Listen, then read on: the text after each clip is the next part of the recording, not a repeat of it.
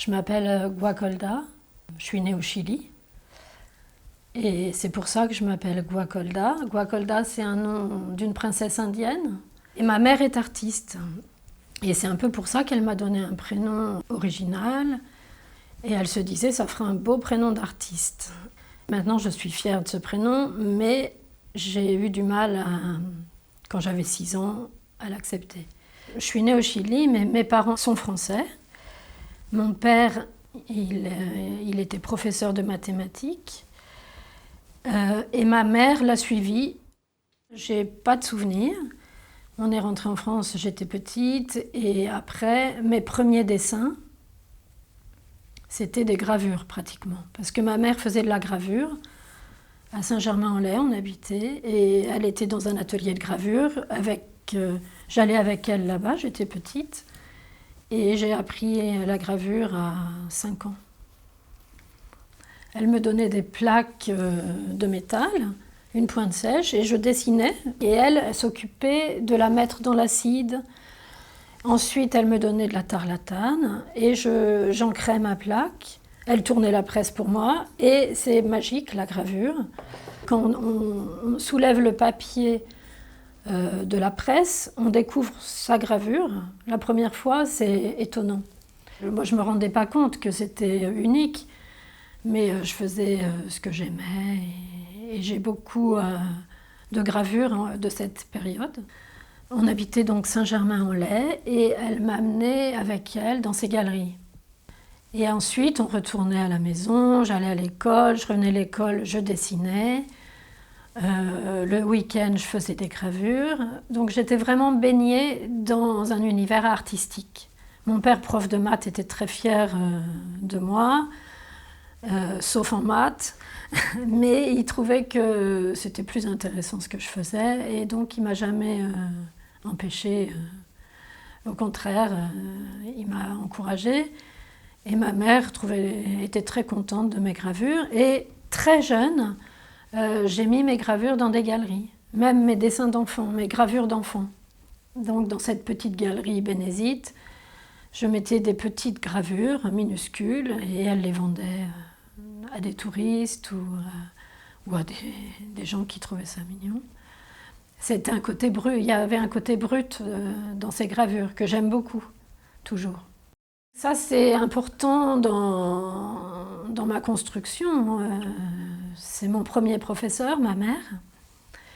Et après, j'ai fait le cursus scolaire de tout le monde. J'étais au lycée, mais alors j'étais pas du tout intéressée par le collège ni par le lycée. Heureusement, j'avais cette possibilité de m'exprimer autrement qu'en étudiant l'anglais ou les maths. Et après, j'ai tenté le concours des Beaux-Arts. J'étais toute jeune et je suis rentrée aux Beaux-Arts du premier coup. Sans avoir fait d'école de prépa, je suis arrivée dans cette école avec un grand changement par rapport au lycée. Donc j'ai habité dans le 19e et là j'étais sortie de l'atelier de maman et c'était pas plus mal, donc j'ai rencontré plein d'artistes, enfin jeunes étudiants en art et on a beaucoup fait la fête. On s'est influencés, enfin c'était vraiment bien. En même temps, j'avais un petit peu honte de mes gravures très colorées, un peu naïves, un peu art brut. Donc je ne montrais pas facilement ce que je faisais. Mais j'apprenais, je regardais beaucoup. Et ça s'est passé en 5 ans. On était à cette époque cloisonnés dans une discipline. Et moi, j'étais cloisonnée en gravure. Et j'ai terminé les Beaux-Arts avec une bourse d'études Erasmus. J'étais aux Beaux-Arts de Barcelone. Ça confirmait, oui, mon envie d'apprendre, mon envie de découvrir des nouvelles techniques. Pour moi, être artiste, c'était évident. Je me posais même pas la question. Et j'étais artiste sans le dire vraiment, sans en prendre conscience. mais je travaillais, parce que c'est un travail être artiste. Et à Barcelone, j'ai découvert la photocopieuse. Donc je photocopiais mes dessins gravés sur des rhodoïdes. Je superposais mes dessins et en gravure, j'ai fait pareil. J'ai superposé mes plaques jusqu'à saturation, jusqu'à une abstraction parfois. À Barcelone, c'est là où je me suis découverte dans une certaine technique. Plus qu'à Paris, où à Paris, j'étais plus observatrice. Et là, j'habitais chez un étudiant en design. C'est lui qui m'a montré cette technique de rhodoïde. Donc ça a été un déclencheur, un premier déclic pour me trouver moi-même. Après Erasmus, j'ai passé mon diplôme. J'ai eu mon diplôme des Beaux-Arts en 91. Et après, je ne savais pas quoi faire. J'ai une amie qui me dit eh ben, « Écoute, tu n'as qu'à faire une licence ». Donc je suis arrivée à Paris 8 pour passer une licence d'art plastique. Et ça me donnait la possibilité d'enseigner. Et après, je suis retournée à mes gravures. J'avais un appartement à Paris, j'habitais Paris et j'ai emménagé avec mon compagnon. Et j'avais une petite pièce dédiée à mon atelier. J'ai commencé à faire des portes ouvertes d'ateliers d'artistes. Et j'ai mes premiers collectionneurs qui m'ont acheté des gravures. Donc en alternance à ce souhait de vivre de mon travail, j'ai trouvé un petit boulot à Beaubourg en tant que surveillante de salle. J'étais vraiment entourée d'œuvres d'art et en rentrant chez moi, j'étais forcément influencée et mon travail a été enrichi par toutes ces œuvres qui m'entouraient. Je voyais bien que la gravure, pour moi, c'était trop restrictif. J'avais envie d'explorer d'autres choses et j'ai mis beaucoup de temps à en venir à la peinture. On a acheté une maison à Montreuil, une petite maison, et là, j'ai commencé à peindre. Et donc c'était pour moi très difficile parce que ça n'avait rien à voir avec la gravure.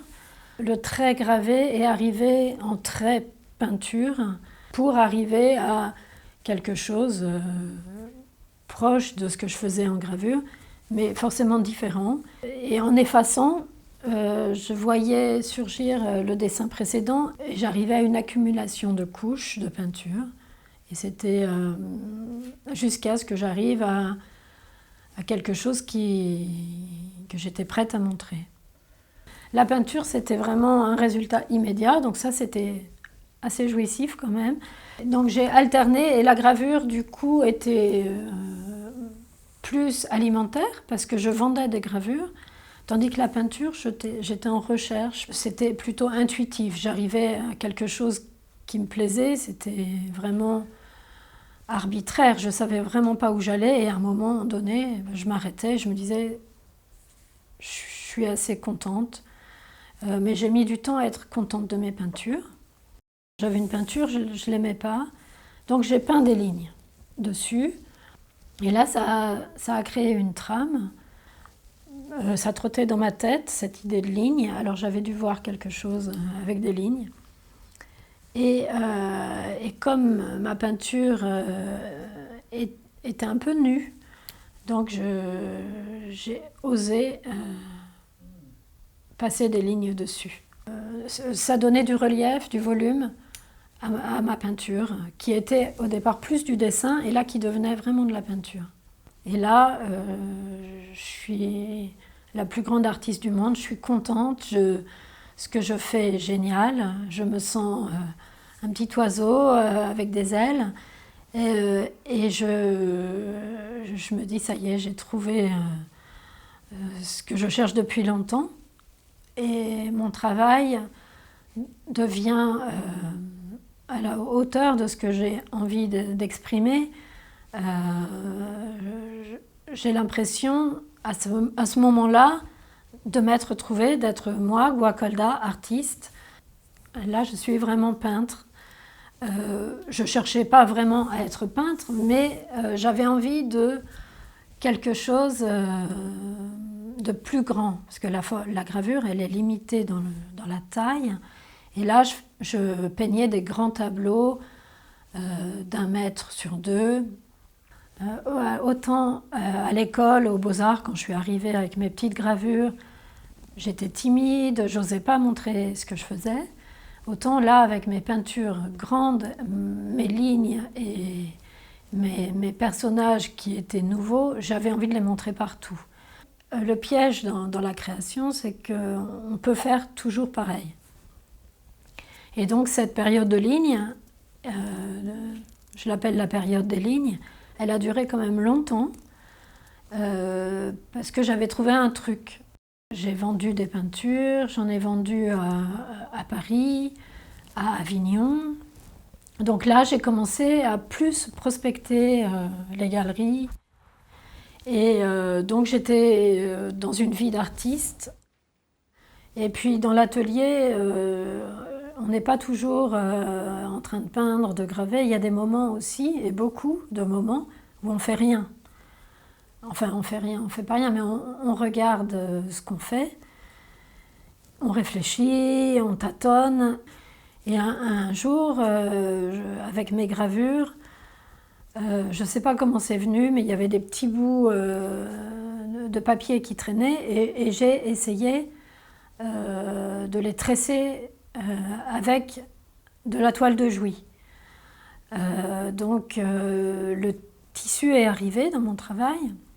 Donc j'ai découpé mes gravures en lamelles et j'ai tressé avec de la toile de Jouy.